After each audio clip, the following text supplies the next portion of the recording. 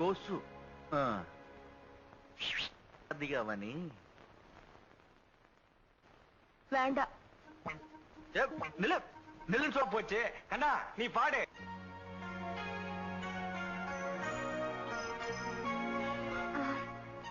கழட்டி பெட்டில வச்சிருக்க. நான் திருட நினைச்சது செயின இல்ல, அந்த செயினை தாங்குற நெஞ்சுக்குள்ள இதயம்னு ஒண்ணு. அத எனக்கு தந்துறியா? எது? இதயத்தை.